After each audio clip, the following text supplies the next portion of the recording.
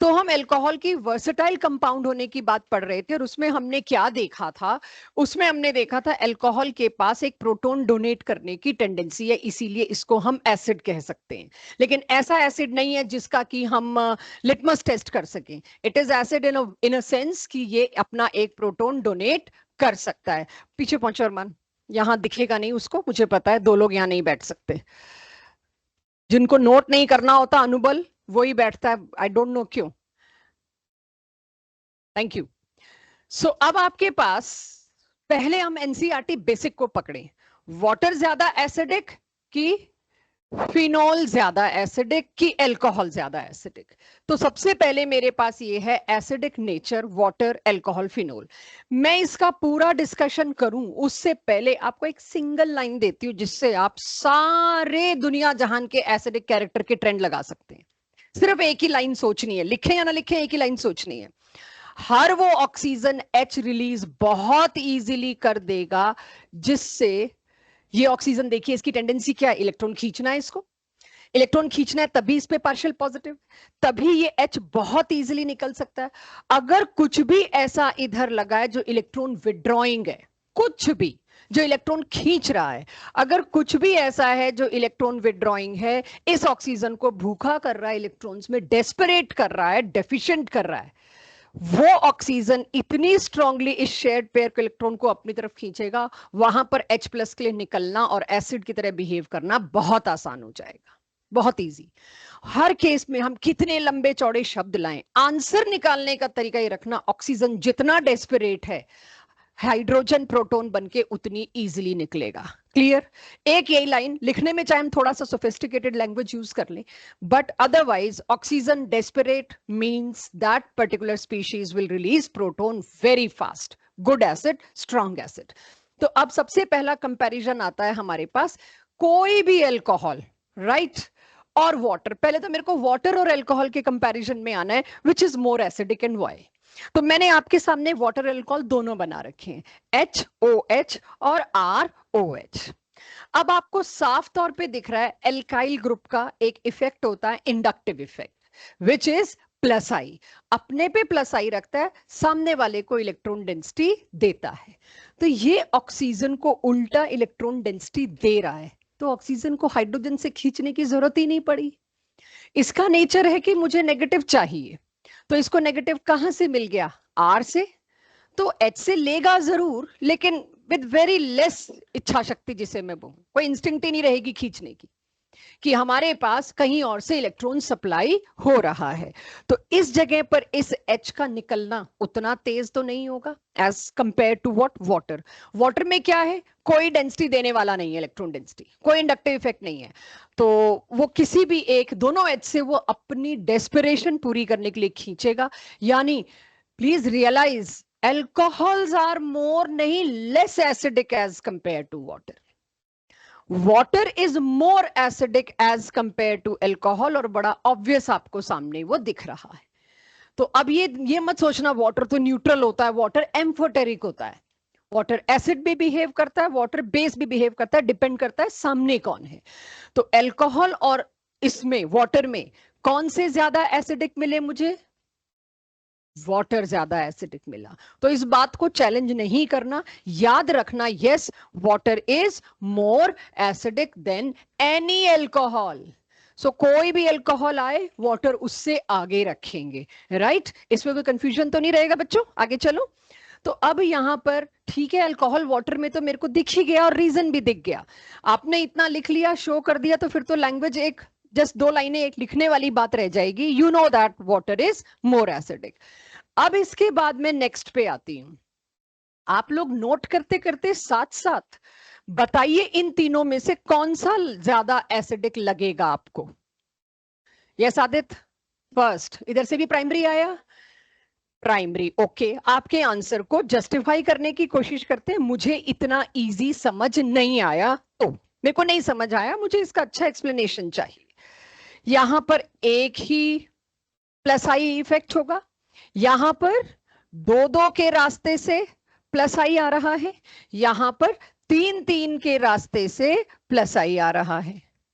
तो कौन सा ऑक्सीजन लेस डेस्परेट होगा?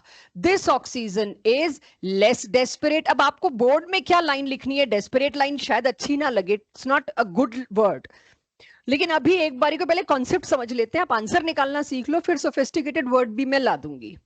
तो मुझे यहां पर दिख रहा है लेस थोड़ी लिखना चाहिए था, मेरे को शायद लीस्ट लिखना चाहिए था। जब हम इन तीनों में कंपैरिजन कर रहे हैं तो I should write least desperate. और यहां पे एक ही जगह से मिल रहा है, वाटर से तो सारे पीछे हैं, इसमें तब कोई डाउट नहीं है ना हमको। ये क्या होगा, इन तीनों में अगर मैं बात करूं तो यही है ऑक्सीजन जो डेस्परेट है। डेस्परेट का मतलब क्या है? ये हाइड्रोजन का कहेगा आप जाइए, आपका शेयर्ड पेयर मुझे चाहिए। अगर आपका शेयर्ड पेयर मुझे चाहिए तो अब इसकी बोर्ड का कीवर्ड क्या होगा? अगर आपके बोर्ड में आता है उसमें आप किस वर्ड को अंडरलाइन करोगे, कौन से वर्ड को हाईलाइट करोगे? तो अब आप ये सोचिए, जब भी O और H बॉन्ड में यहां पर जो भी लगा है R या ब्रांचिंग वाला R है, जैसे ऊपर दिखाया प्राइमरी सेकेंडरी टर्शरी, इस इंडक्टिव इफेक्ट के होने की वजह से इस बॉन्ड पे क्या असर हुआ? ये बॉन्ड जितना पोलर हो सकता था उतना पोलर है नहीं। डेस्परेट का मतलब क्या? छीना झपटी, कि मैं ज्यादा नेगेटिव हूं, मुझे आपका इलेक्ट्रॉन पेयर चाहिए, आप अपना इलेक्ट्रॉन पेयर इधर दे दो मेरे को। हाईली पोलर, पोलर मतलब दो पोल बन जाने। तो आपके बोर्ड में अगर 1 मार्कर आता है या असर्शन रीजन में आता है, आपको पोलैरिटी पे वहां डेस्परेट वर्ड नहीं मिलेगा, क्योंकि इस ऑक्सीजन को सिर्फ एक ही इंडक्टिव इफेक्ट मिल रहा था, एक ही अल्काइल ग्रुप की वजह से मिल रहा था। तो आप अपने दिमाग में सोचते हो ये थोड़ा डेस्परेट है और ये H को निकाल देगा, लेकिन लिखते वक्त आपको क्या सोचना पड़ेगा? ये O इधर से मिल रहा है इसको सिर्फ एक जगह से, तो ये इससे खींचेगा, खींचेगा तो बॉन्ड बिकम्स मोर पोलर। जितना पोलर बॉन्ड उतनी जल्दी H+ टूट के निकल जाएगा, उतना ज्यादा एसिडिक। तो मैं इस लाइन को प्रॉपर सेंटेंस में फ्रेम कर रही हूं, आप मेरे साथ साथ लिखिएगा इसको। Right, due two plus I effect of R group, OH bond OH bond becomes what? R group क्या करेगा?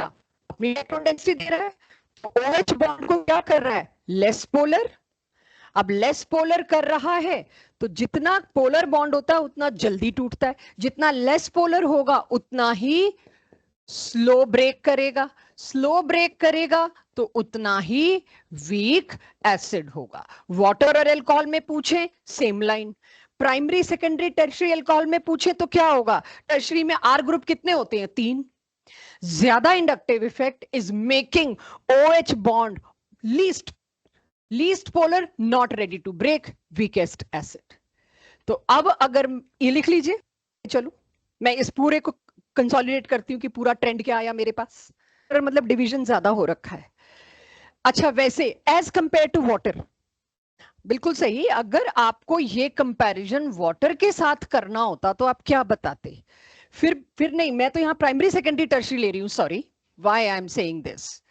अगर इसके साथ एक ऐसा कार्बन लगा होता जिसमें ये है टर्शियरी, तो उसके मुकाबले तो ये मोर पोलर हो गया। एंड लेट मी राइट फिर इसके सामने HOH, इसमें क्या लिखूंगी? Most polar.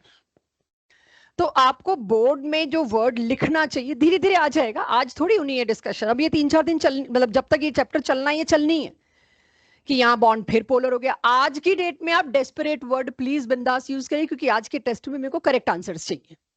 धीरे धीरे धीरे इस डेस्परेट को बदल के पोलर कर देंगे, क्या प्रॉब्लम है? अभी तो स्टार्ट हुए हैं रिएक्शंस, ठीक है?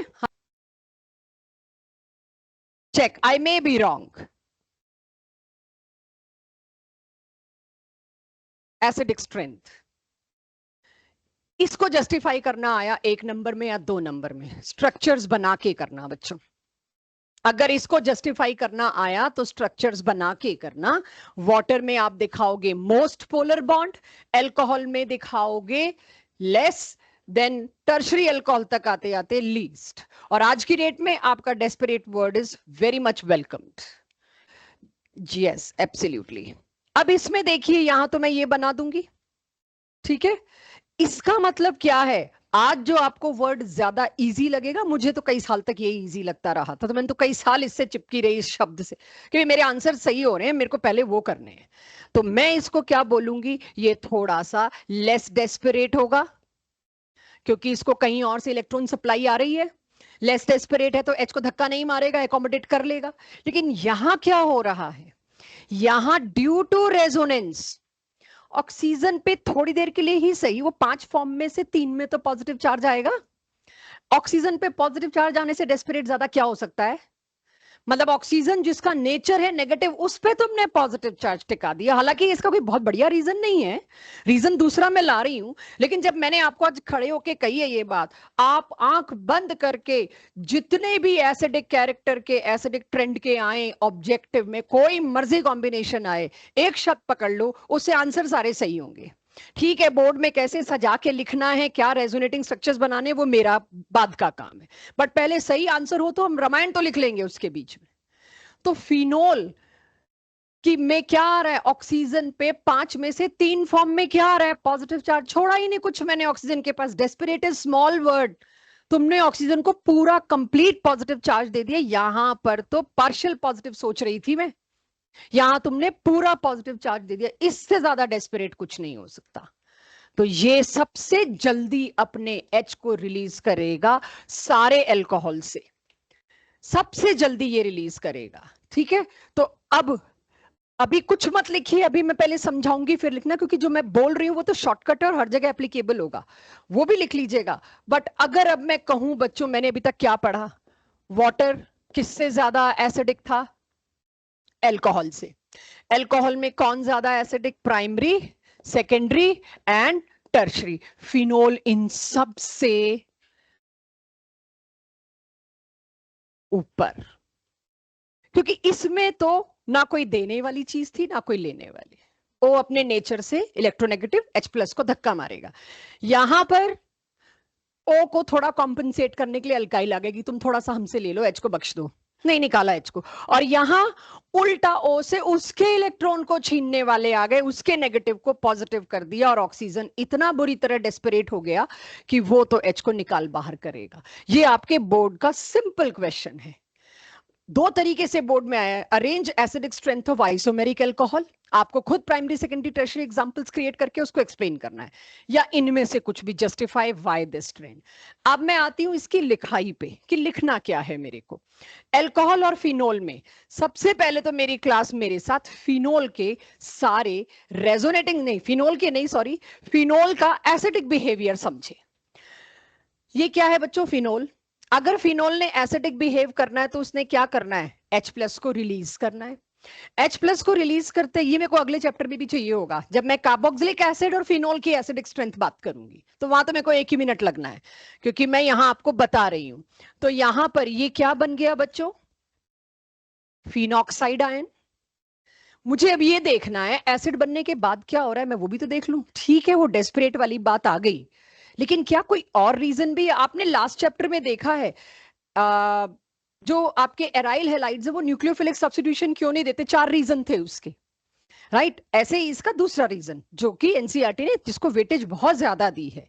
तो अगर मान लो फिनोल बन भी गया एसिड, मेरे को तो जवाब ढूंढना है, और उसके काउंटर में एक अल्कोहल, मेरे को इन्हीं दोनों को कंपेयर करना है। अगर अल्कोहल एसिड बनता तो क्या बनता, एल्कोक्साइड आयन।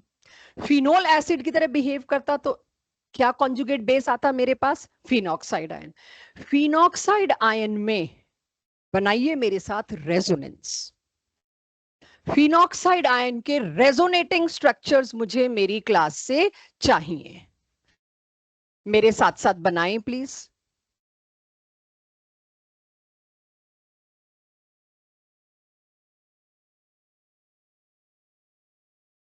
जितना मैंने चाहा ना ऑर्गेनिक में अटेंडेंस अच्छी रहे, आपका फोकस अच्छा रहे, उतना ही इस बैच में लोगों ने रक्षाबंधन को इतना सीरियसली ले लिया कि दबा के जनता ऑनलाइन है। जितना मैंने चाहा आप ऑर्गेनिक बेटर करें, उतना ही आप लोगों ने कहा नहीं, ऐसा कैसे। हमारी इच्छा है हमारा अपना नुकसान करने की, आप कौन होते हो उसको करेक्ट करने वाले?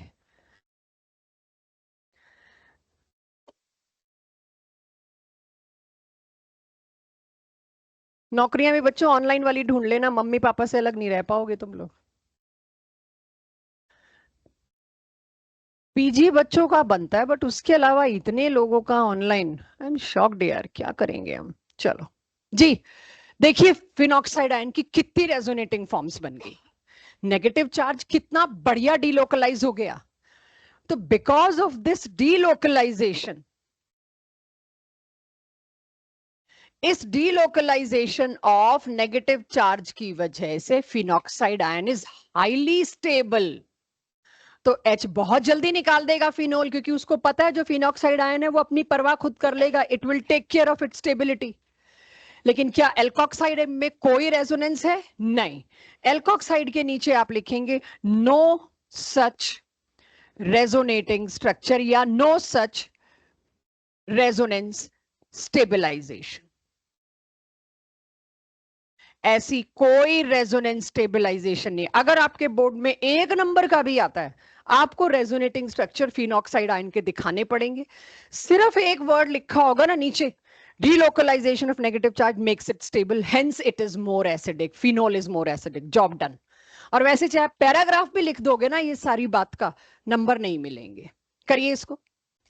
अगेन आपकी एनसीईआरटी के ही हिसाब से भी केसेस लिए, कुछ ज्यादा हाई फाई केसेस नहीं ले रही मैं। तो मैंने अभी तक 3 केसेस बात करी। एक मैंने बात करी वाटर और अल्कोहल, फिर मैंने बात करी आइसोमेरिक अल्कोहल, फिर मैंने बात करी फिनोल और कोई भी अल्कोहल। चौथा केस में ले रही हूं गट फीलिंग। फिर से एक ही चीज देखना, डेस्परेशन। 2 सबसे ज्यादा, यार ये तो अच्छा क्वेश्चन है। देखो 2 और 3, हाँ जी, हाँ अब ये आता है, मैं पहले सोचूं, मुझे तो भाई अपनी गट फीलिंग पर जितना अभी पढ़ा है उस पे आंसर ढूंढना है, अगला पिछला मेरे को आता नहीं। तो मैं ये देखूंगी ऑक्सीजन को और ज्यादा डेस्परेट कोई कर रहा है क्या फिनोल में, यानी कि बेंजीन रिंग तो सब में सेम है, उसको तो बोलना भी मत, सोचना भी मत। तो अब इलेक्ट्रॉन विड्रॉइंग ग्रुप लगा है, यस नाइट्रो लगा है, और ये तो अब हमें बड़े अच्छे से याद हो गया, अच्छा इलेक्ट्रॉन विड्रॉइंग ग्रुप है। यहां पर ये पैरा पोजीशन पर है, यहां पर ये ऑर्थो पोजीशन पे है। अच्छा मेटा पोजीशन पर हम जानते हैं इसका -R इफेक्ट लगेगा ही नहीं, क्योंकि मेटा पे डू नॉट वर्क। तो सबसे कमजोर एसिड या तो ये हो सकता है, या ये, तो मेरे को जो आसान लगता है ना, मैं तो सबसे पहले वो उठाना चाहूंगी। अच्छा NO2 का -R इफेक्ट तो एप्लीकेबल ही नहीं है, लेकिन नाइट्रोजन एक इलेक्ट्रोनेगेटिव,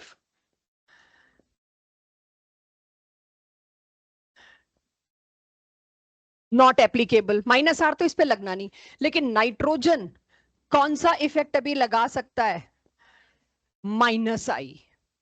तो नाइट्रो का -I इफेक्ट जो है यहां पर एप्लीकेबल है, और इंडक्टिव इफेक्ट बहुत कमजोर होता है बाकी इफेक्ट्स के मुकाबले, बट फिर भी कुछ भी है तो सही, खींच तो रहा ही। तो एटलीस्ट फिनोल से तो ये ज्यादा एसिडिक होगा। तो मेरे को जो आसान चीज लगी वो ये लगी, 1 सबसे पीछे कर दूं और 4 उसके आगे कर दूं। मेरे को इनमें भी कंफ्यूजन है, मैं पढ़ना ही नहीं चाहूंगी, और ये मैं आपको ऑब्जेक्टिव क्वेश्चंस करना सिखा रही हूँ। क्या जरूरी है पूरा ट्रेंड निकालना? जब खाली 2 से आपका कोई आंसर मैच कर जाए, टाइम बचा के जंप करो, ठीक है? ठीक, वो बाद में आप हमसे डाउट जरूर पूछ सकते हैं, but when you are attempting a test paper तब की बात कर रही हूँ। सो आपका 4th और 1st तो सेट हो गया, इसमें तो किसी को कोई दिक्कत नहीं है, मैंने लिख दिया। इसके अंदर due to -I effect it is more acidic, लिखते हुए तो मुझे बुरा लग रहा है क्योंकि इससे ज्यादा एसिडिक पड़े हैं, तो मैं मोर एसिडिक तो नहीं लिख सकती, लेकिन ये फिनोल से ज्यादा एसिडिक है। इतना क्लियर? आगे चल सकती हूँ? मिथिलेश, शिखर, क्लियर? प्रज्वल, अगले क्वेश्चन में पूछू तो आप लोगों से जवाब चाहिए मेरे को, राइट? अब आ जाता है सबसे बड़ी इशू, सेकंड और थर्ड, दोनों के दोनों क्या है? -R, और दोनों एप्लीकेबल, इलेक्ट्रॉन विड्रॉ इक्वली करेंगे। अच्छा अब इसमें मैं एडिशनल इंडक्टिव इफेक्ट ढूंढूंगी, क्योंकि दोनों का ही -R है, जो चीज दोनों में उसको क्यों देखना, उसको मुझे देखना भी नहीं चाहिए चाहे कितना भी अट्रैक्टिव हो। फिर मैं सोचती हूँ इंडक्टिव, इंडक्टिव इफेक्ट डिस्टेंस की वजह से कमजोर होता जाता है। ये NO2 बहुत दूर है, तो इसमें -R है, माइनस आई नेग्लिजिबल, इसके अंदर माइनस आर है और माइनस आई भी है, दो दो ताकतें इसको इलेक्ट्रॉन विड्रॉइंग बना रही हैं, तो उस हिसाब से ये ज्यादा एसिडिक होना चाहिए कि इसमें दो दो पावर लगी हुई है। लेकिन ये कुछ एक्स्ट्रा ही स्पेशल केस है, ये कुछ रेयर ही केस है, तो इसकी रेयर केस की जो डिटेल है उसको अगर आपको दिखाऊं, और इसीलिए ये क्वेश्चन पेपर बनाने वालों के लिए काफी अट्रैक्टिव भी है। Intramolecular hydrogen bonding, class 11th chemical bonding chapter, इकलौता एग्जाम्पल दे पाती हूं मैं 11th में, सिर्फ एक आता है मेरे को 11th में एग्जाम्पल देना, ऑर्थो नाइट्रोफिनोल। पूरी 11th आपको इंट्रामोलिकुलर हाइड्रोजन बॉन्डिंग के नाम पे एक ही एग्जाम्पल लेके चलते हैं, और अब आप जब पलटोगे पन्ने एनसीईआरटी के, थोड़ी देर बाद आपको दिखेगा एक पूरा पेज इंट्रामोलिकुलर हाइड्रोजन बॉन्डिंग पे, और उसमें ये डायग्राम दे रखा है। तो एनसीईआरटी बोर्ड का क्वेश्चन हुआ ये, because of this hydrogen bonding chelation, ये एच निकलता ही नहीं, ये एच कहेगा मैं क्यों निकलूं, अच्छा खासा रिंग बना पड़ा है, तो सारी कहानी पलट गई, राइट। तो अब मुझे बताइए, इसको तो फिर मेरे को सबसे पीछे रख देना चाहिए, भैया तो एच निकलेगा ही नहीं, फिनोल से भी पीछे पटकना पड़ेगा मेरे को इसको। तो अब ट्रेंड बनाइए आप कि ये जो सेकंड वाला नहीं थर्ड वाला मुझे बहुत अट्रैक्टिव लग रहा था, ये तो मैं कहां पटक बैठी, पीछे। रेस्ट इज योर जॉब, इसे संभालिए। आ गया सबके पास ये?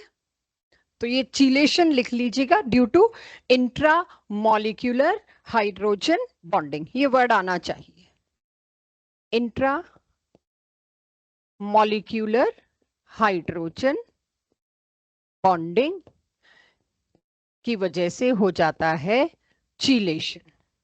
Therefore, H will not ionize as proton, इसमें प्रोटॉन नहीं निकलेगा, so proton do not ionize here, होना ही नहीं चाहेगा, ठीक है, आप आग लगा दोगे तो बात अलग है, अदरवाइज होना नहीं चाहेगा।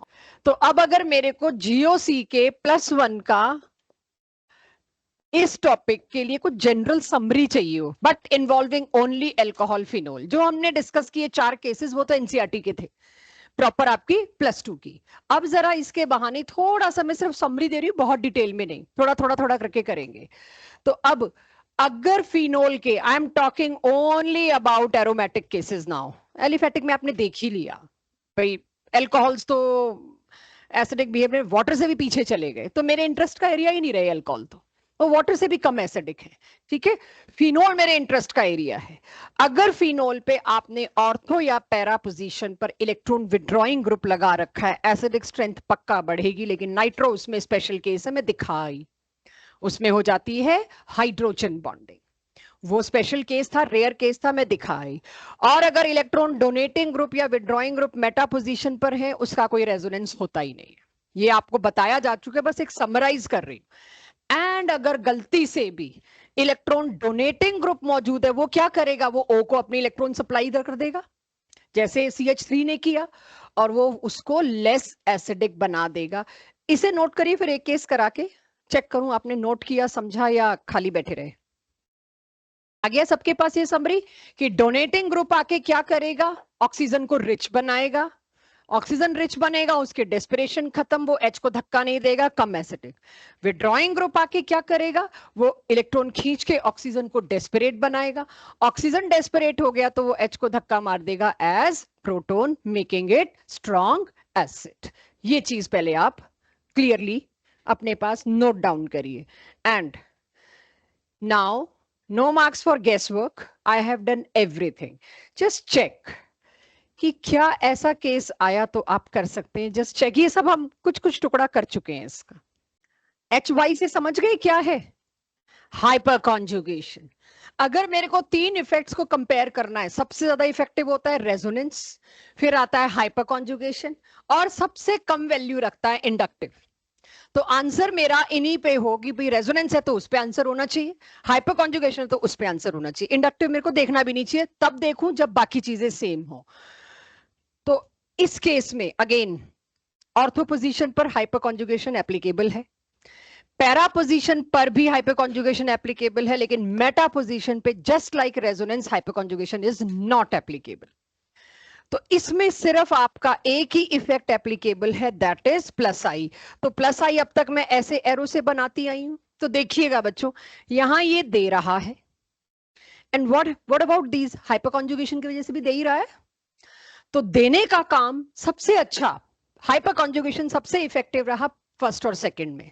तो इन दोनों के ऑक्सीजन तो डेस्परेट नहीं होंगे, इसका ऑक्सीजन ठीक ठाक डेस्परेट होगा क्योंकि इंडक्टिव इफेक्ट बहुत कमजोर होता है। इसका ऑक्सीजन डेस्परेट है, H से इलेक्ट्रॉन खींच लेगा, H प्लस बाहर कर देगा। मोस्ट एसिडिक में आप देखिए थर्ड आना चाहिए।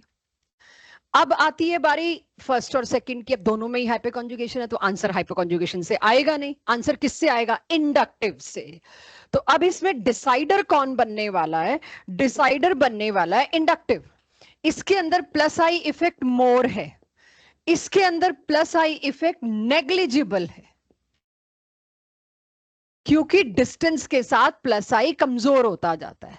यहां दो दो ताकतें उस ऑक्सीजन को इलेक्ट्रॉन भेजने में लगी हैं, तो oxygen is least desperate.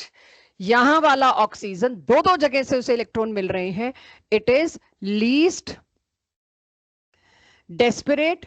Therefore क्या लिखूं, वीकेस्ट एसिड, ये सबसे कमजोर एसिड होगा, देयरफॉर लीस्ट एसिडिक।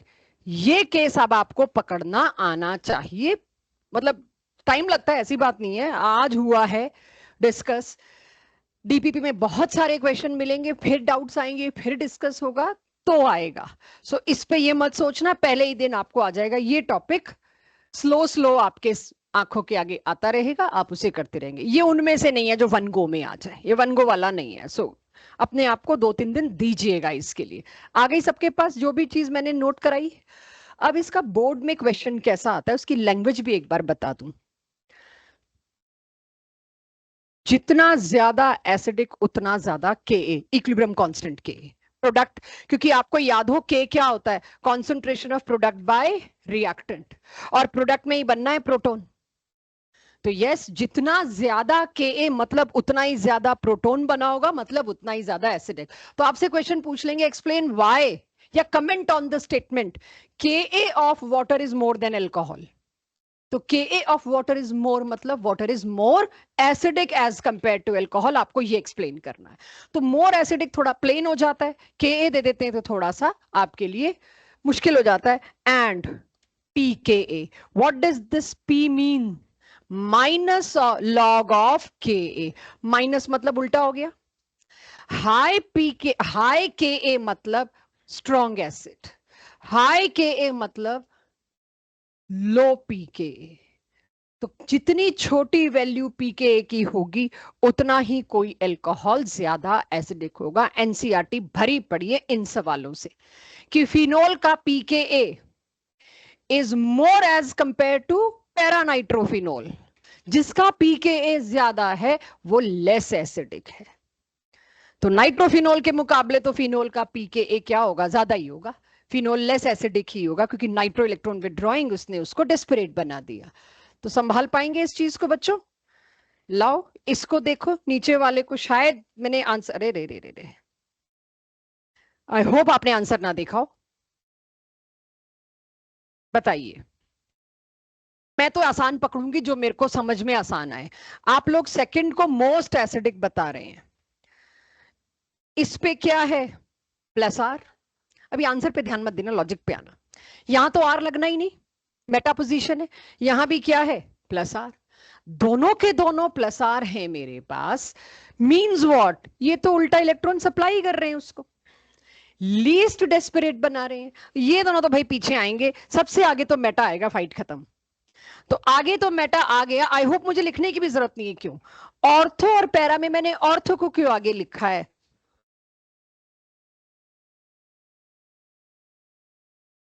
वेट कर रही हूँ, मतलब और आ जाए आंसर कुछ। प्लस आई की माइनस आई दोनों बोल दिए, मैं किसको चूज करूं? अब ये सोचो आई इफेक्ट कैसे ढूंढते हैं, जो ज्यादा इलेक्ट्रोनेगेटिव वो अपनी तरफ खींचेगा। ऑक्सीजन ज्यादा इलेक्ट्रोनेगेटिव है बच्चों की कार्बन, ऑक्सीजन अपने पे क्या चार्ज आएगा, ऑक्सीजन पे माइनस। तो अब मैं कहूंगी यहां पर इसका एक और इफेक्ट था माइनस आई, लेकिन यहां माइनस आई क्या लगेगा, नेग्लिजिबल हो गया डिस्टेंस की वजह से। जो इफेक्ट सेम है उसे इग्नोर कर दो, प्लस आर।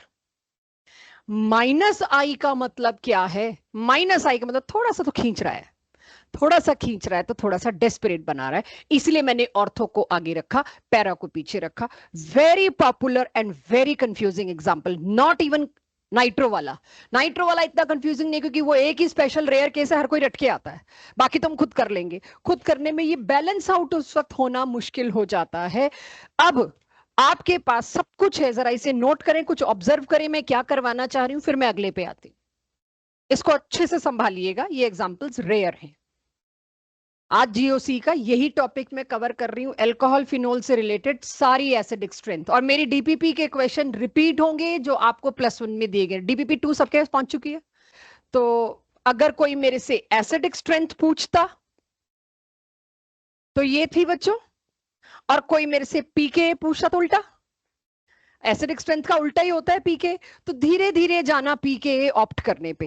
पहले हमेशा मेरी सलाह होगी एसिडिक स्ट्रेंथ निकाल लो, उसके बाद देखो क्वेश्चन में पीके पूछा है तो उल्टा कर दो, के ए पूछा है तो सीधा कर दो, बट पहले हमेशा अपने हाथ से ये जरूर बनाना बच्चों। Last slide on acidic behaviour and all very good cases. Bhavini, तीनों में से कौन सा ज्यादा एसिडिक? अब मैंने 1 2 3 भी नहीं लिखा, सीधे ही बता दोगे, मैं यहीं पे एरो बना दूंगी जो बनाने होंगे।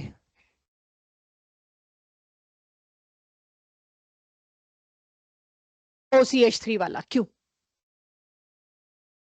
रेजोनेंस मेटा पे लगता नहीं। हाँ, right, right, very good, excellent answer. First is most acidic.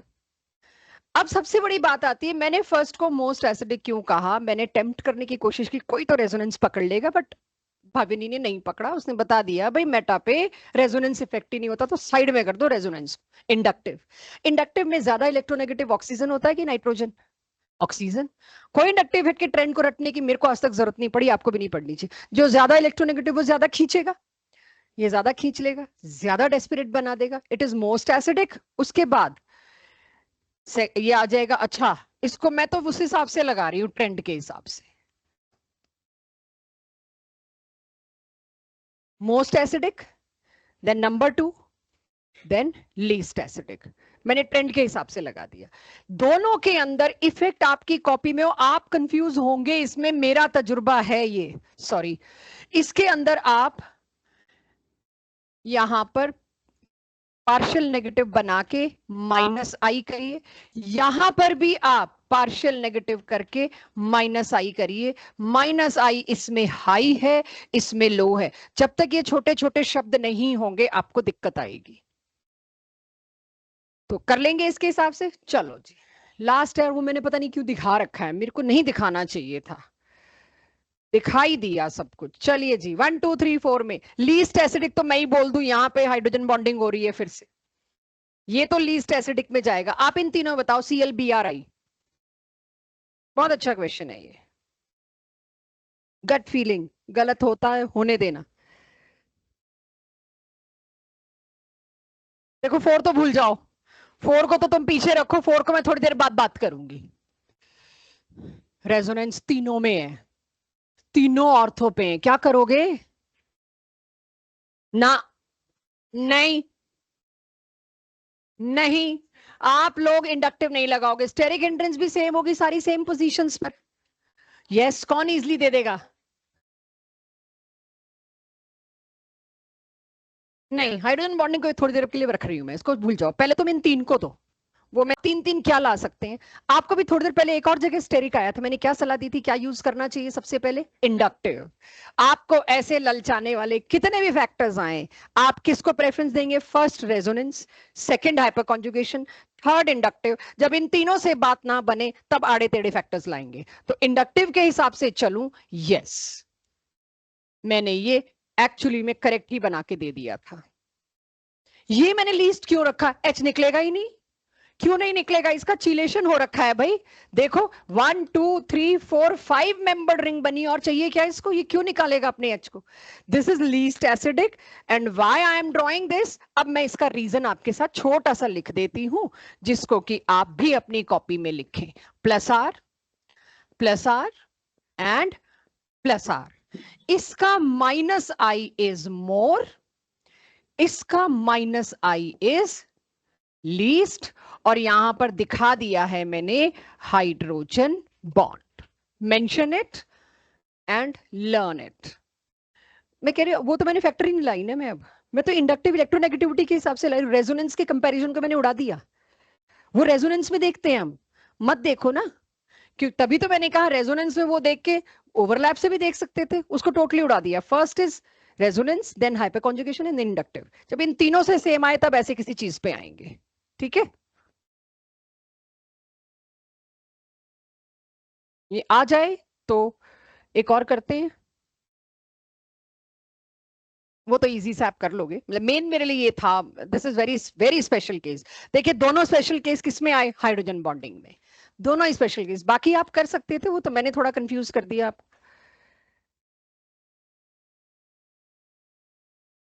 ये आप सबको काफी बार कराया जा चुका है, बट एक और बार. अच्छा, मैंने मेटा पे दे दी तो इजी हो गया. लेकिन अच्छा, ये स्पेशल केस क्यों है? हेलोजेंस में कौन सा इफेक्ट डोमिनेट करता है? इंडक्टिव, ना कि रेजोनेंस. अगर मेरे को हेलोजेंस में आपस में कंपैरिजन करना पड़ा तो I am going to give answer according to inductive, not according to resonance. तो उस हिसाब से सोचिए कहां पर आई इफेक्ट सबसे ज्यादा सबसे कम है. डिस्टेंस के बाद खत्म हो जाता है ना, वैनिश हो जाता है. तो सीएल वाले केस में इंडक्टिव इफेक्ट लग ही नहीं रहा. जब सीएल वाले केस में इंडक्टिव इफेक्ट लग ही नहीं रहा, वो खींच ही नहीं रहा, वो डेस्परेट ही नहीं कर रहा, तो थर्ड वाला लीस्ट एसिडिक होना चाहिए. जब मेरे को तीनों केसेस में हेलोजन दे दिए, उस वक्त मैं क्या अप्लाई करूंगी? When all three cases halogens, only inductive. ये अकेला एक और स्पेशल केस. तो यहां मैं एसिडिक स्ट्रेंथ खत्म करती हूं आज के लिए. अल्कोहल फिनोल से रिलेटेड, एसिड से रिलेटेड एसिड के चैप्टर में करूंगी. Note down and then we move on to again our basic NCERT reaction pattern. Last class में हेडिंग लिखवाई थी reactions of alcohol, chemical properties of alcohol. और उसमें आपको दो कैटेगरीज बताई थी. एक कैटेगरी ओ एच बॉन्ड का टूटना, उसी से ही शुरू हो गया था. जब O और H बॉन्ड टूटेगा, प्रोटॉन रिलीज होगा, ये तो एसिड हो गया. और वहीं से एसिडिक कैरेक्टर नाम की चीज शुरू हो गई और अब जाके खत्म हुई. मैंने ये लालच किया कि जीओसी का एसिडिक कैरेक्टर का टॉपिक भी इस बहाने मेरा कवर हो जाएगा. हो जाएगा इतना. कुछ लोग लिख रहे हैं तो मैं वेट कर रही हूँ. तो कुल मिला के मेरे पास सिर्फ दो रिएक्शन है जिसमें OH बॉन्ड टूटता. एक तो हमने कर ही लिया. दिखाना जरा अपनी अपनी कॉपी से, अपने आप को दिखाना. लास्ट क्लास में क्या रिएक्शन किया था? NaOH से रिएक्ट कराया था, देखिएगा. और हाइड्रोजन गैस निकली थी और मैंने कहा था पॉप अप साउंड से आपको पता चल जाएगा, यानी सोडियम इथॉक्साइड या alkoxide.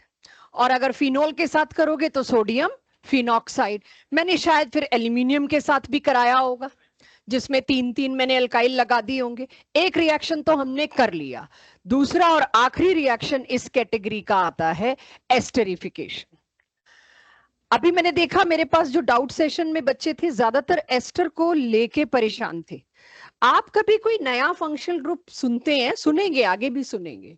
Why don't you go home and open your +1 nomenclature copy? वो तो किया होगा. और उसमें देखो एस्टर कैसा होता है, अमाइड कैसा होता है, कीटोन कैसा होता है, एल्डिहाइड कैसा होता है. कुछ भी नया नाम आए, ये एफर्ट आप लोगों से एक्सपेक्टेड है. हर चीज के लिए हम पे डिपेंड करना, आप लोग लिटरली हैंडीकैप हो जाएंगे. वो हैंडीकैप अब हटाना चाहिए. वो बैसाखी अब थोड़ी थोड़ी हटानी शुरू करी. खुद क्यूरोसिटी में अपनी +1 की खोला करो books and copies. So can we drop pen for next 5 minutes? समझे पहले इसको. ये पहली बार आ रहा है. पिछले का खत्म, पिछले का रिलेशन आपको पता है. आज एक भी चीज ऐसी नहीं आई जो मैं अल्काइल लाइट से उठा के लाई हूं ढंग से. अब आपको पता ही है अगले चैप्टर का नाम है aldehyde ketone acids and it's derivatives. वहां फिर आएगा एस्टरिफिकेशन. वहां एक ही लाइन लिखी हुई है, as done in previous chapter. तो ये प्रीवियस चैप्टर ये रहा. एस्टरिफिकेशन मतलब एस्टर का बनना. जीरो से शुरू करते हैं इस बात को. एस्टरिफिकेशन की सबसे आसान रिएक्शंस में से एक ही शर्त है, एक अल्कोहल और एक एसिड या उसके परिवार का कोई भी मेंबर. तो धीरे धीरे परिवार भी लाएंगे, पहले अभी एसिड को समझ लेते हैं. अल्कोहल और एसिड जब सामने आएंगे, अभी मैंने स्पेलिंग में लिखा है, ये एक ही चीज बनेगी एस्टर, और छोटा सा मॉलिक्यूल बाहर निकल जाएगा वाटर. ऐसे रिएक्शन जिसमें एक छोटा सा मॉलिक्यूल बाहर निकलता है उसको कहते हैं कंडेंसेशन. बट अभी यहाँ पे हम कंडेंसेशन वर्ड का लोड नहीं लेंगे। एसिडिफिकेशन की डेफिनेशन समझ आ गई। कहीं से भी एक अल्कोहल एक एसिड लाओ, दोनों मिलके बाय डिफॉल्ट एस्टर बनाएंगे, और आगे आगे आप देखोगे एक ही ग्रुप में इस साइड अल्कोहल है, इस साइड एसिड है। इंट्रामोलिकुलर तो हमेशा प्रेफर्ड होता है, साइकिल बन जाएगी। एस्टरिफिकेशन विद इन मॉलिक्यूल भी होगा एंड मोस्ट प्रेफर्ड होगा। खैर वहां तक हम जाएं उससे पहले मैंने आपके सामने अभी एक अल्कोहल लिख दिया सिंपल, फिर मैंने एक एसिड या उसका सबसे इजी डेरिवेटिव ले I halide. Acid halide, it can be acid chloride, acid bromide, iodide fluoride we avoid. R dash intentionally रखा ताकि आपको पता रहे कौन से क्या टूट के कहां जा रहा है। तो बिगेस्ट चीज इसमें आप सोचिए जो आपको दिक्कत होगी वो ये, हम कौन से रिएक्शन कर रहे हैं। अल्कोहल क्या बिहेव कर रहा है इवन एसिड के सामने, ये बात मानने में थोड़ा दिन लग जाती है। आप लोग बार बार मेरे पास आएंगे, कार्बोक्सिलिक एसिड का तो एच जाएगा मैम, एसिड है। मैं फिर चिल्ला के बोलूंगी भाई ये कौन सी कैटेगरी का रिएक्शन है जहां अल्कोहल एसिड की तरह बिहेव कर गया। जिसके नाम में एसिड है वो एसिड वाला काम नहीं कर रहा, जिसका नाम ही एसिड है वो बाय चांस कंडीशंस ऐसी आई इस रिएक्शन की कि इससे पहले ये लपक के अपने एच को छोड़ बैठा। कंडीशंस ऐसी आई, वो कंडीशन पे हम बात करेंगे। तो अल्कोहल और एसिड जब मिलेंगे तो अब आप देखिए मैंने क्या किया है आर और आर डैश के सहारे से। जैसे ग्रिग्नार्ड समझा था ना यही दो टूटने, वैसे ये समझ लो। क्योंकि ये अल्कोहल के एसिडिक नेचर का सबूत है, इसलिए अल्कोहल से चुपचाप क्या निकाला मैंने, H। यहां से क्या निकाला, OH। Water is wonderful leaving group, H2O निकल गया, जोड़ दो बाकी चीजों को। अब यहां से बॉन्ड फ्री हुआ और इधर ये फ्री हुआ, ये OR जाके टंग जाएगा इसके ऊपर। देख लीजिए टंग गया और क्या बन गया, दिस इज एस्टर। ये फंक्शन ग्रुप एस्टर कहलाता है। जब अगले चैप्टर में मैं इसका IUPAC नेम करूंगी तो इतने हिस्से को O8 बोलूंगी, बट अभी मैं उसका भी लोड नहीं ले रही। COO सही लगा लिया आपने, मेरे लिए आज तो एस्टर वही हो गया।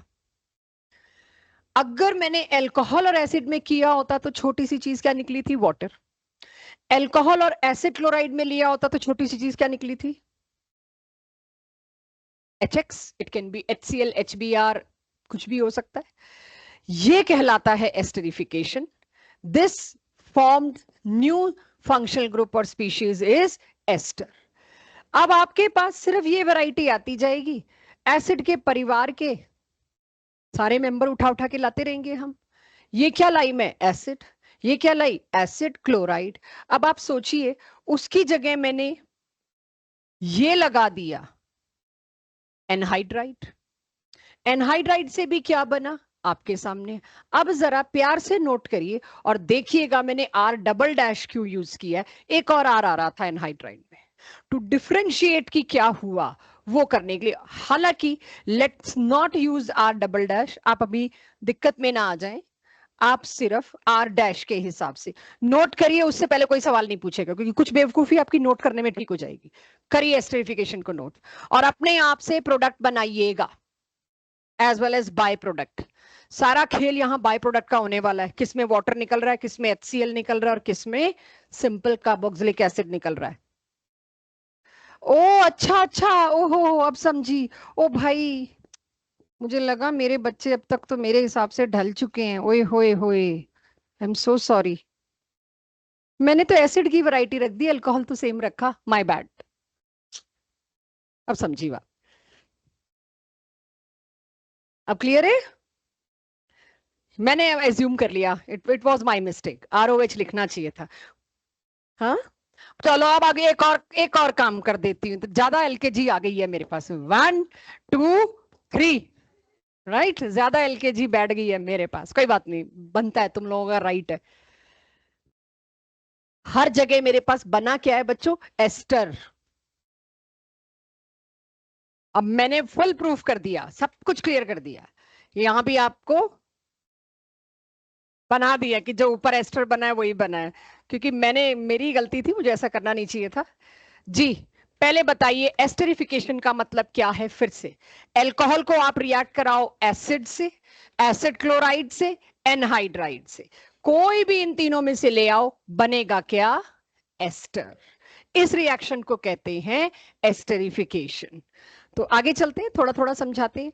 यानी अगर आप देखो, अगर फिर से देखो, अब कॉपी में नहीं, मैं यहां दिखवाऊंगी, ऊपर आपको कंफ्यूजन ना हो इसलिए हटा रही हूं कि अब आपका ध्यान उधर ना जाए।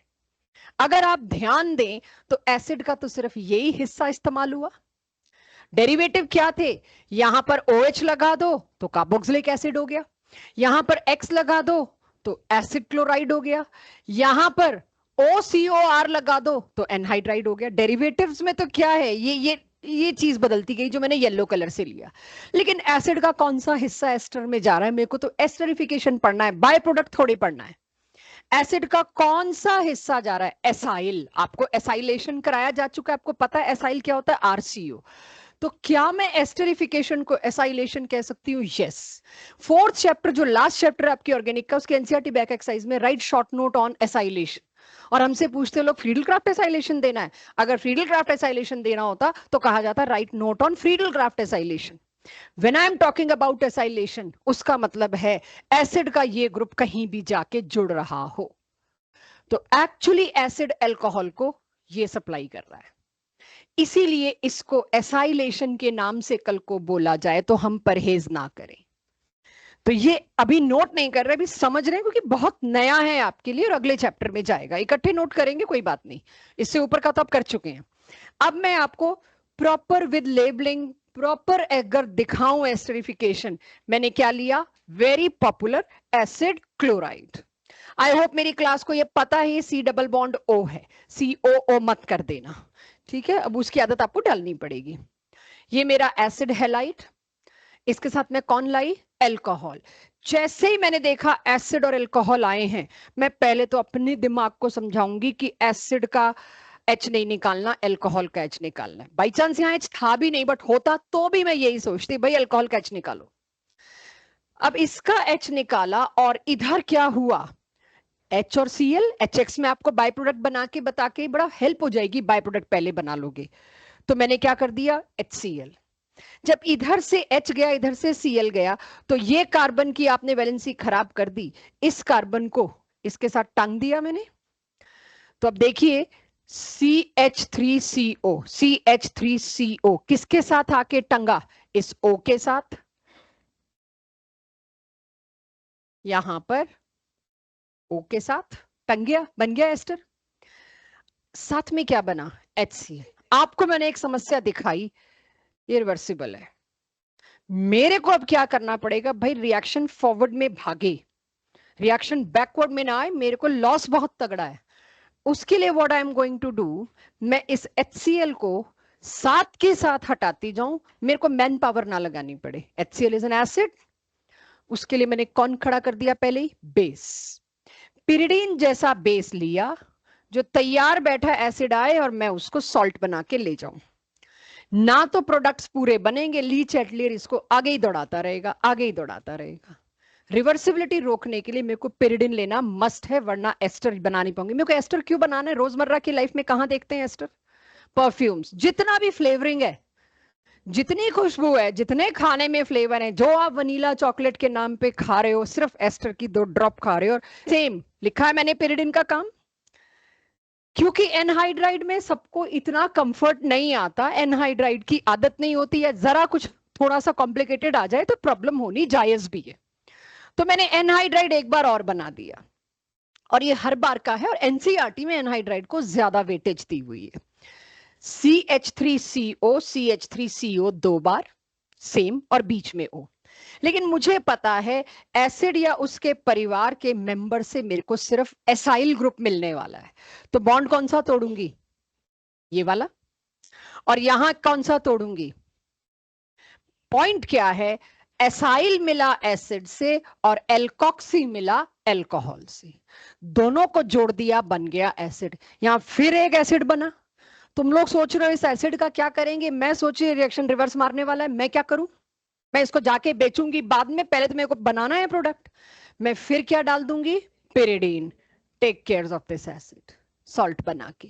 This is how esterification goes. लेकिन आप देखिए, मैंने एसिड क्लोराइड यूज कर लिया, एनहाइड्राइड यूज कर लिया, सबसे सिंपल एस्टरिफिकेशन नहीं लाई मैं अब तक, क्योंकि मेरे को पहले टफ समझाना था। सिंपल कार्बोक्सिलिक एसिड और अल्कोहल में क्या बाई प्रोडक्ट था? ये पानी मेरे को समस्या दे रहा है, तो मैं एक डिहाइड्रेटिंग एजेंट उठा के ले आई, सल्फ्यूरिक एसिड, सबसे चीपली अवेलेबल एसिड डाला इसको, ये वाटर को निकालता जाएगा, मेरे को रिवर्स का डर ही खत्म हो गया और मेरे पास एस्टर दबा के यूज हो गया। अगर मैं इस रिएक्शन के स्लो और रिवर्सिबल नेचर को रोकना चाहती हूँ, फास्ट एस्टर चाहिए मेरे को, ज्यादा यील्ड चाहिए, तो मैं क्या करूंगी, मैं एसिड्स यूज करूंगी जो अवेलेबल हो। HCl भी, कहीं कल कोई मत कहना मैम ने H2SO4 कराया, हमने HCl क्यों यूज कर लिया, H+ अकेला भी लिखा मिल सकता है। ये सारे तरीके हुए एक ही काम करने के। अगर आपने ड्राई HCl यूज किया बाय चांस, उस एस्टरिफिकेशन को कहते हैं Fischer-Spear esterification. The name is not given in NCERT, but reaction is given in NCERT. Yes. Phenols को ऐसा नहीं है कि एस्टर में कन्वर्ट नहीं कर सकते, ऑन पेपर कर सकते हैं, बट इट्स एन इंफॉर्मेशन। इसको डायरेक्टली कन्वर्ट एस्टर में करना मुश्किल होगा। कैसे करते हैं ये आएगा, not in this chapter, but आपके पास इंफॉर्मेशन होनी चाहिए।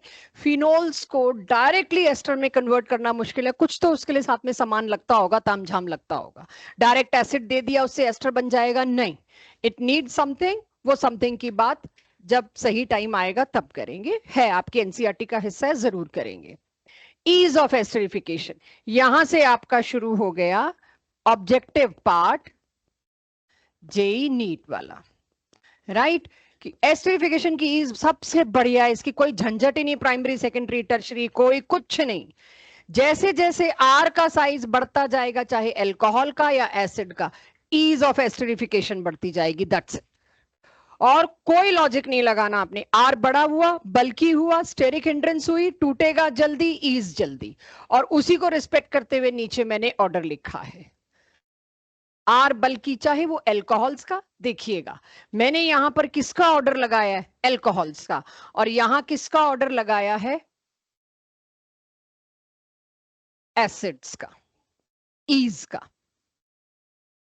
Check and note. तो आर बड़ा कर दो, तड़ाक से टूट के एस्टर बन जाएगा।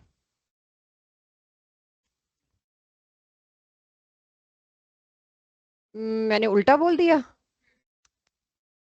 सॉरी, आर मैंने इंक्रीज बोला है, so sorry, my bad, please note down. पता नहीं कैसे बोल दिया, लिखा भी डिक्रीज है, हाँ पता नहीं बाई चांस निकल गया मुझसे। मैंने अभी आपको कहा फिनोल डायरेक्टली इतना इजी नहीं है, आपने एसिड दिया और उसका एस्टर बन जाए, उसके लिए मुझे बहुत स्ट्रॉन्ग बेस पहले लाना पड़ा, उसके बाद मैं फिनोल का एस्टरिफिकेशन कर पाई। नोटेड। फिनोल के एस्टरिफिकेशन करने के लिए I need to bring a highly basic species aqueous NaOH, तब जाके मेरे को उसका एस्टरिफिकेशन मिला। और अगर किसी भी अल्कोहल को आप बेंजा, ये देखिए C6H5, यानी अब के मैंने एसिड में एरोमेटिक रिंग ला दिया, और वो इसको भी मेरे को एरोमेटिक आ गया ना, इसको भी मेरे को एक बेस देना पड़ा। इस रिएक्शन को कहते हैं shorten-Bowman reaction. This is shorten-Bowman reaction. ये सब है एनसीईआरटी में, सिर्फ नाम नहीं है शॉर्टन-बॉमन। इसको एसाइलेशन, एसाइल ग्रुप क्या होता है बच्चों, R C डबल बॉन्ड हो। चलो कोरस में आया, मेरे को थोड़ा तो अच्छा लगा। इसकी जगह में बेंजीन रिंग ले आती तो क्या नाम गेस करो? अरे नहीं, थोड़ा और आगे जाओ, एराइल है, एग्री, कुछ और, एराइलेशन नहीं बोल पाऊंगी, बेंजोइलेशन। रिमेंबर मैंने बेंजो कराया था, बेंजो वो होता है जिस कार्बन पे एक भी H ना हो, इट इज बेंजोइलेशन। एनसीईआरटी के अगेन अगले चैप्टर में शॉर्ट नोट में पहला है एसाइलेशन, दूसरा है बेंजोइलेशन। तो जब तक आपको एसाइल और बेंजोइल वर्ड की आदत नहीं होगी, मैं बोर्ड के इस क्वेश्चन को कवर नहीं कर सकती। तो प्लीज इसके नीचे लिखिएगा शॉर्टन-बॉमन रिएक्शन के आगे, ये तो बेंजोइलेशन है। कैसे बेंजोइलेशन है देखिए, एसिड का यही हिस्सा तो जा रहा है अल्कोहल के O के साथ जुड़ने, that's why I am saying it benzoylation, right? तो ये बेंजोइलेशन वर्ड आदत डाल लीजिए, एक्सप्लॉइट अगले और उससे अगले चैप्टर में होगा। शुरू इस चैप्टर में कर दिया एसाइलेशन बेंजोइलेशन, अगले चैप्टर में दबा के लपेटेंगे इसको, तुम लोगों को आदत पड़ जाएगी, वही तो नई नई टर्म्स आ रही हैं। देखो अब मैंने क्या किया, लास्ट है यहाँ पे, खत्म करते हैं। एक ही में OH भी है, कहने को एक ही में COOH भी है, राइट। बट मुझे पता है फिनोल इतनी आसानी से पार्टिसिपेट नहीं करता, उसके लिए मुझे काफी कुछ तामझाम देना पड़ता है, जो भी देना पड़ता है, खैर लीव इट। बड़ा प्यारा मेरे को यहाँ पे कंफ्यूजन आएगा, एस्टरिफिकेशन हो रहा है, इसके साथ हो रहा है, ये तो मुझे पता है। मुझे बताइए ये पार्टिसिपेट करेगा या ये, कौन सा पार्टिसिपेट करेगा? साथ में देखो कौन है एसिड का फैमिली मेंबर, एनहाइड्राइड। मेरे को क्यों आज ही एनहाइड्राइड लाना पड़ा, मैं एसिड करा के पतली गली से क्यों नहीं निकल पा रही थी। मैं भी ये सोच रही थी मैं क्यों अल्कोहल्स में एनहाइड्राइड ले रही हूँ, मैं अभी पहले बच्चों को एसिड से ही एस्टरिफिकेशन कराऊं, अगले चैप्टर में ले लूंगी। नाउ आई रियलाइज ना एस्प्रिन इसी चैप्टर में है, तो वहां एनहाइड्राइड तक तो पहुंचाना ही पहुंचाना है मुझको, तो मेरे को एनहाइड्राइड से फेमिलियर कराना ही कराना है। जब सामने आपको एनहाइड्राइड दे दिया, फिर आपके पास चॉइस ही नहीं बची, यहां से तो अल्कोहल ही होगा, दो एसिड के फैमिली मेंबर्स थोड़े ना कोई एस्टरिफिकेशन करेंगे, तो यहां से तो अल्कोहल पिक हुआ। अब अल्कोहल का काम क्या होता है, ये H हटाओ बस, और ये उठ के कहा, इसका कौन सा बॉन्ड तोड़ना है, एसाइल वाला, ये चीज इधर टांग दीजिए। देखिए क्या किया है मैंने, ये पूरा का पूरा ग्रुप इसके साथ टांग दिया ना, और ये एज इट इज, ये जो बना इसको कहते हैं एस्प्रिन, और इसका नाम है एसिटाइल सैलिसाइलिक एसिड। तो आपको कहा जा सकता है कन्वर्जन में एनहाइड्राइड से सैलिसाइलिक एसिड से एसिटाइल सैलिसाइलिक एसिड बनाइए, काहे का कन्वर्जन एक स्टेप है, नोट करो इसको। हाँ जी प्रभु, RX, तो पिछला चैप्टर 2 दिया, रीटेस्ट दिया तुमने अब तक प्रभु? मत दो, जितने आए वो भी 0 मत दो रीटेस्ट, 3 लेक्चर के अंदर इसका टेस्ट तैयार हो जाएगा बेटा जी। RMGX का अल्कोहल के साथ क्या प्रोडक्ट बनेगा, प्रोटॉन डोनर का ग्रिग्नार्ड के साथ क्या बनता है। ग्रिग्नार्ड के ऊपर इनफ टाइम लग चुका है, और ये मैं चैलेंज के साथ कह दूं, हर बार क्लास में मेरे को 4-5 ऐसे मिल जाएंगे जो गलती करेंगे। ग्रिग्नार्ड आपको कभी नहीं छोड़ने वाला, हर पेपर, हर DPP, हर क्लास में मिलेगा बच्चों। तो प्रोटॉन डोनर का काम क्या है, वो अपना प्रोटॉन डोनेट करेगा, इसका काम क्या है, ये उस प्रोटॉन को ले लेगा, एल्केन की प्रेपरेशन, बन गया एल्केन। तो ये कैटेगरी एनसीईआरटी में डायरेक्टली नहीं मेंशन की, उन्होंने कह रखा है भाई हम पिछले चैप्टर में बताए ग्रिग्नार्ड का रिएक्शन विद अल्कोहल क्या होता है, डोंट एक्सपेक्ट कि हम दोबारा बताएंगे, ठीक है। तो उस हिसाब से मैंने यहां समरी में, सॉरी यहां डाला होगा शायद, yes, reaction with RMGX done in last chapter. तो जस्ट मैंने वैसे ही पूछ लिया कि चलो गलती तो हर बार होनी है, मतलब मैं ये तो छोड़ती ही नहीं ग्रिग्नार्ड, तो हर बार मौका मिलेगा 3-4 बकरे तो निकाल ही लूंगी क्लास में, जिनको ग्रिग्नार्ड का प्रोटॉन डोनर से रिएक्शन याद नहीं आएगा, तो हो जाएगा अब, ठीक है। प्रोटॉन डोनर है, ग्रिग्नार्ड क्या करेगा, R के साथ H लगा दीजिए, एल्केन बन जाएगा। तो ये कैटेगरी तो खत्म हुई, अगली कैटेगरी स्टार्ट करते हैं। ऑफ कोर्स आज कंप्लीट नहीं हो पाएगी, जितना थोड़ा बहुत इंट्रोडक्शन हो पाया उसी को करेंगे। देखिएगा क्या लिखा है, मैंने पहले इतना उतार लीजिए, अब मैक्सिमम ओरल काम होगा क्योंकि रिपीट है, फिर से एलिमिनेशन, वही सेटजेफ, हॉफमैन, वही सारी चीजें, फिर से E1 E2 सब कुछ, तो बहुत इजीली आपसे हो जाएगा। पहले जरा नोट कर लो क्या लिखा है यहाँ पे। सेकेंड कैटेगरी का रिएक्शन आ गया मेरे पास, वो रिएक्शन जिसमें ROH का OH निकल के जाए। अगर OH निकल के गया तो बच्चों R पे क्या चार्ज आया, कार्बोकेटायन, कार्बोकेटायन तो वो सब कुछ शुरू, फिर तो ये तो इलेक्ट्रोफाइल का सोर्स बन गया। तो यानी कि अगर ये बॉन्ड टूट रहा है मतलब अल्कोहल क्या सप्लाई कर रहा है किसी सामने वाले को, इलेक्ट्रोफाइल। तो इलेक्ट्रोफाइल सप्लाई हो रहा है, चलिए देखते हैं, यहां तक नोट हो जाए तो मुझे बता देना।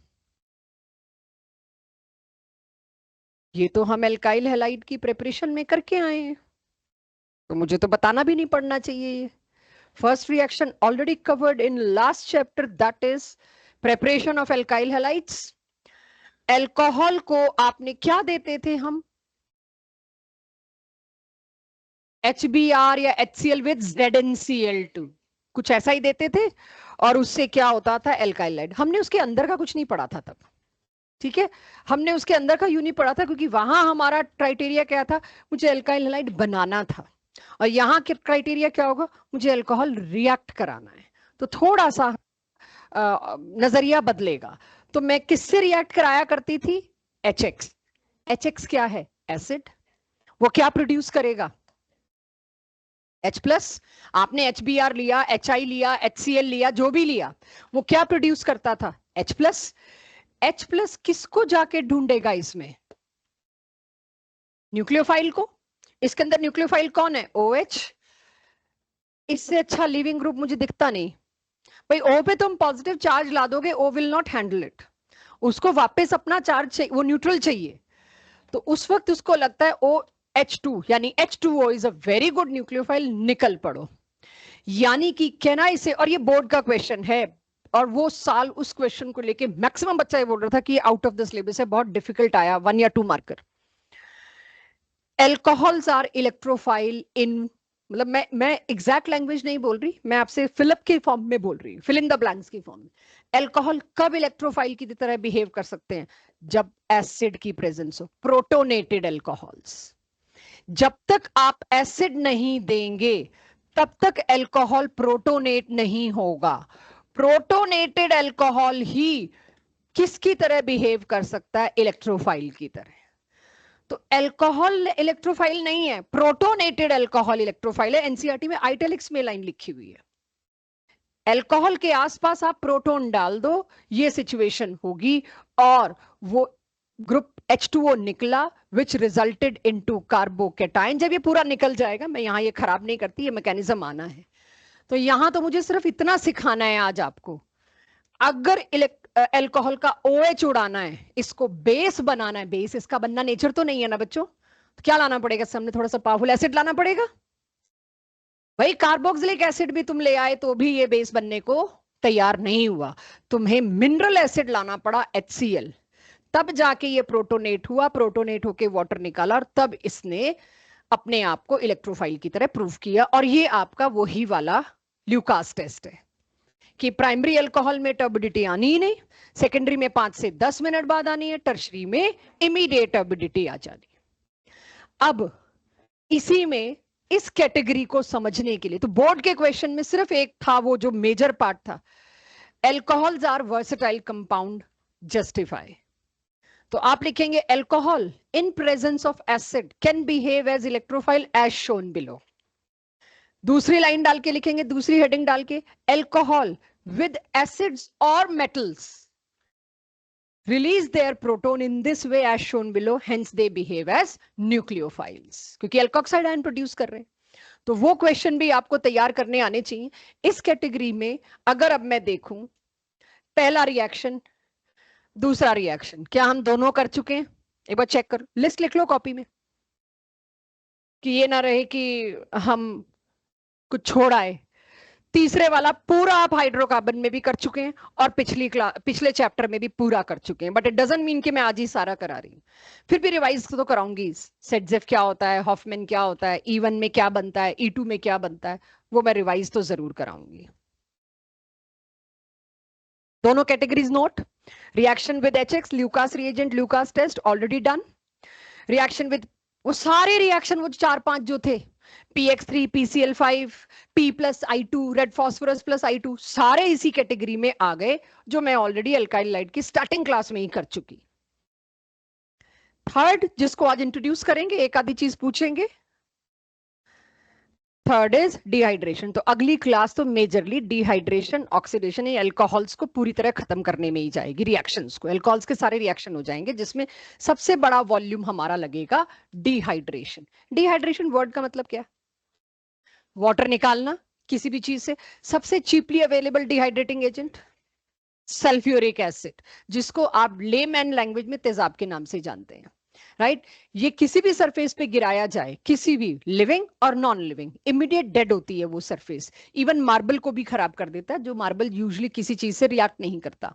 इसीलिए लैब की स्लैब्स को नॉर्मल मार्बल से नहीं बनाया जाता, सल्फ्यूरिक एसिड उसको कोरोड कर देता है। तो इन्वर्टर बैटरीज के नीचे आप देखते हैं एक ट्रे लगानी पड़ती है। अगर आप ट्रे नहीं लगाते हैं तो उस जगह का फ्लोर खराब हो जाता है, क्योंकि उसमें से सल्फ्यूरिक एसिड रिसता है। तो सबसे चीपली अवेलेबल डिहाइड्रेटिंग एजेंट है H2SO4, और सबसे पॉपुलर आपके लिए भी वही रहेगा। तो डिहाइड्रेशन का मतलब समझते हैं। अब हमारी हेडिंग शुरू हो गई, डिहाइड्रेशन नंबर 3। डाल लीजिए हेडिंग डिहाइड्रेशन, और थोड़ा क्विक। डिहाइड्रेशन का मतलब क्या है वो अब आपको समझना है। यहां पे पिछले चैप्टर में मैंने डिहाइड्रोहेलोजिनेशन कराया था, पड़ोसी से H ढूंढना। पहले आप बीटा कार्बन ढूंढते, हाँ पहले आप बीटा कार्बन ढूंढते थे, उसके पॉसिबल H ढूंढते थे, निकालते थे, 3 या 4 या 2 एल्कीन बनाते थे। मेजर कौन सा होता था? सेटजेफ। माइनर कौन सा होता था? हॉफमैन। इस चैप्टर में हॉफमैन नहीं बनेगा कभी भी, हॉफमैन बना आए हम, हॉफमैन कभी भी मेजर नहीं बनेगा except for that resonance thing, right. उसके अलावा नहीं, तो सब कुछ वही करने वाले हैं।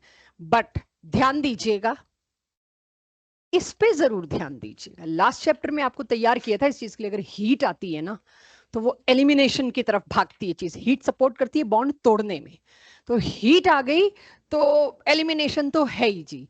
तो कुछ एक छोटा मॉलिक्यूल क्योंकि निकल रहा है, तो इस रिएक्शन को मैं क्या बोल सकती हूं? Elimination reaction. तो अगर कल को ऑर्गेनिक पूरी होने के बाद मैं एक टेस्ट या एक क्लास सिर्फ एलिमिनेशन रिवाइज करने के लिए रखूं, जैसे लास्ट ईयर के बच्चों ने कहा था एक दिन आप सारे एडिशन कराओ, एक दिन आप सारे एलिमिनेशन कराओ। एलिमिनेशन 2 ही चैप्टर में है, एल्काइल हैलाइड, एल्कोहल, और ऑफ कोर्स चैप्टर 11 का हाइड्रोकार्बन। एलिमिनेशन आज फॉर ऑलवेज एंड हो जाएगा, आज या मतलब इस टॉपिक में। इसके बाद एलिमिनेशन दोबारा नहीं आएगा, क्योंकि अब इसके बाद तो 50% ऑर्गेनिक तो हो गई। तो अब अगर मैं बात करूं, एलिमिनेशन है क्योंकि मॉलिक्यूल एलिमिनेट हुआ है किसी एक बड़े मॉलिक्यूल में से। तो एलिमिनेशन के लिए अगर हीट लिख दिया मैंने, H+ लिख दिया, तो लेट्स बी वेरी स्पेसिफिक। एक ही 2 ही रिएक्शन है जिसके टेम्परेचर याद रखने मैंडेटरी होंगे। एक आएगा लास्ट चैप्टर में, एक यहाँ 443 की जगह 413 हो जाएगा, तो कुछ और बन जाता है। इसी चैप्टर के एंड में करेंगे। इसका temperature is must to remember. तो H2SO4 तो डालना ही है, और हीट में टेम्परेचर हाईली स्पेसिफिक है, तो क्या बना बच्चों मेरे पास? एल्कीन। ये मैंने पहला एग्जांपल लिया। अगर मेरे को किसी प्राइमरी अल्कोहल का एलिमिनेशन करना है तो this is what I will get.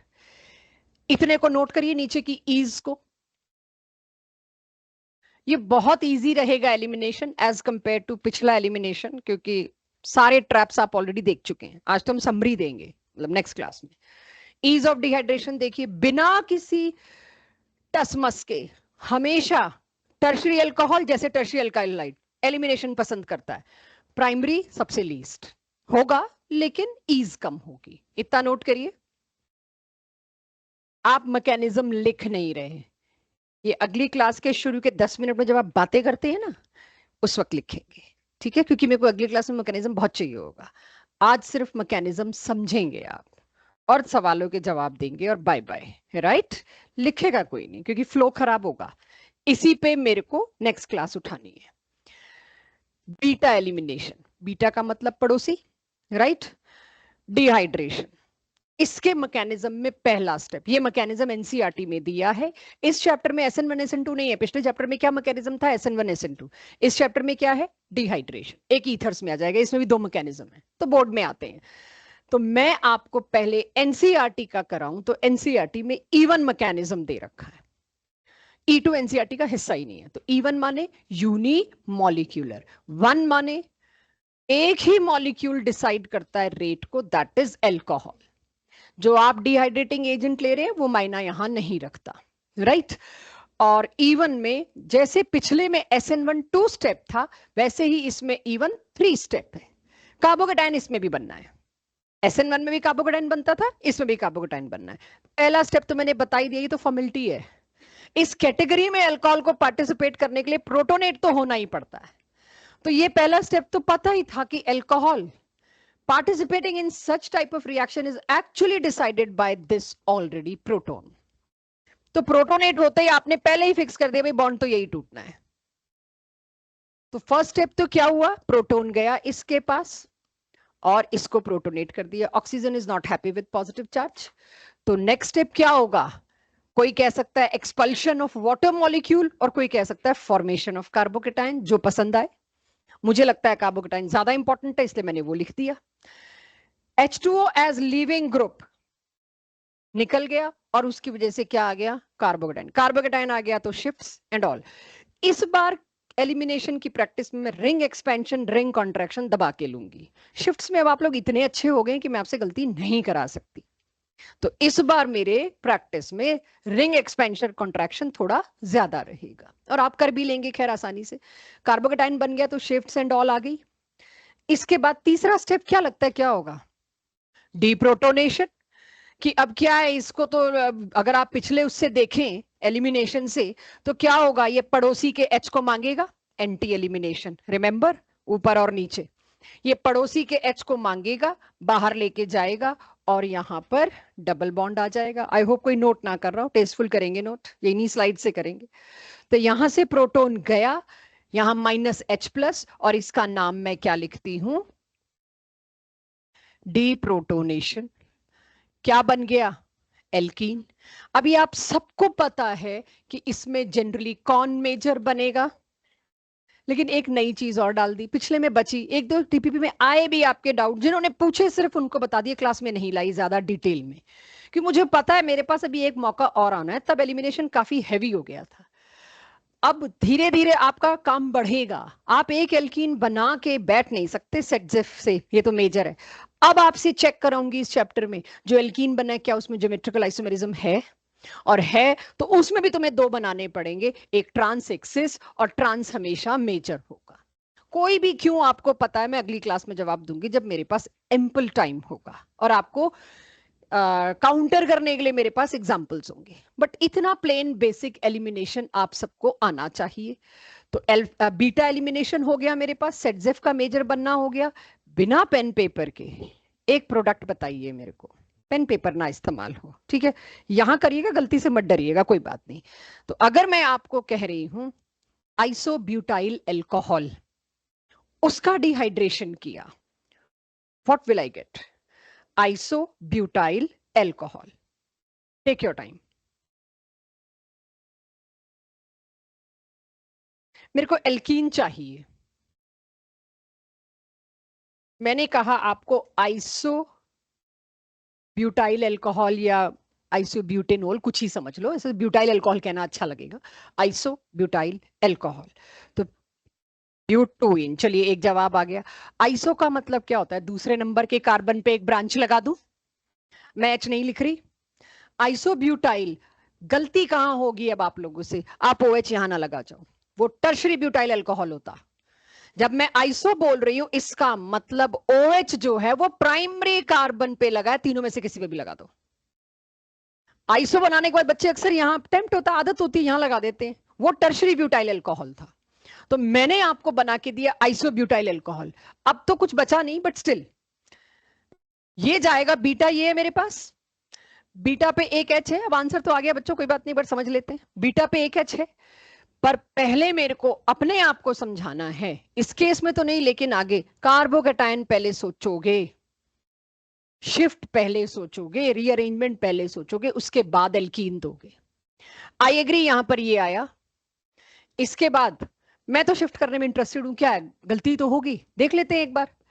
CH3 C, CH3, इस पे H है आई नो, और ये C, जो भी बचे हुए H भी हैं इसके अंदर, हम ये नहीं कह रहे कि नहीं है. दिस हाइड्राइड शिफ्ट मार दूं इसका, ठीक है. बिना शिफ्ट के क्या आता वो आप सोचना, मैं शिफ्ट के साथ सोच रही हूं.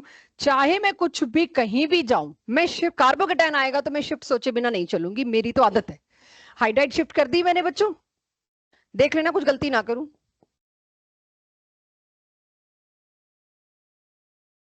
दिस, अब बीटा तीनों सेम, किसी एक से भी H निकाल दो. मुझे बताना शिफ्ट किए बिना भी क्या यही आता, बस वो आप लोगों ने कह भी दिया था, लेकिन मैं नहीं चाहती आप इसमें कैजुअल हो। आपका आधा 1 मिनट लगा, लेकिन आई डोंट वांट कि आप कैजुअल हो। अब अगर मेरे पास सवाल आता इनमें से किस में रीअरेंजमेंट नहीं है, इसमें रीअरेंजमेंट नहीं है, क्योंकि रीअरेंजमेंट करके भी सेम आ रहा है। इसमें शिफ्ट की जरूरत ही नहीं, शिफ्ट करने के पहले भी वही बन रहा था, शिफ्ट करने के बाद भी वही बन रहा है। तो ये सिर्फ मैंने आपको ये बताया, आपने सारा कुछ किया हुआ है, मेरे को सिर्फ समरी करानी।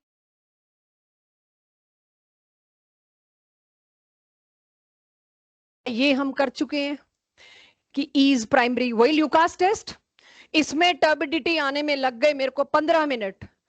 तो यहां पर तभी तो मेरे को इतनी हीट और एसिड लाना पड़ा, प्राइमरी अल्कोहल में इजी नहीं है एलिमिनेशन की, तभी टर्बिडिटी, सॉरी टर्बिडिटी बोल रही हूं, तभी एल्कीन इसमें लेट रहा। ईज क्या थी एलिमिनेशन की? ईज क्या थी? प्राइमरी सबसे पीछे, देन सेकेंडरी, देन टर्शरी। मैं गलती से टर्बिडिटी ले आई, बात वही है, लेकिन एलिमिनेशन में लेट्स नॉट ब्रिंग इट। इसके अंदर ईज सबसे कम थी, तो देखिए मेरे को टेम्परेचर कितना रखना पड़ा। जैसे ही मैं सेकेंडरी अल्कोहल लाई, can you see dip in temperature, चाहे थोड़ा सा, लेकिन major dip is in acid की कॉन्सेंट्रेशन। 80% एसिड से काम चल गया, वहां मेरे को 99% कॉन्सेंट्रेटेड एसिड लाना पड़ा था।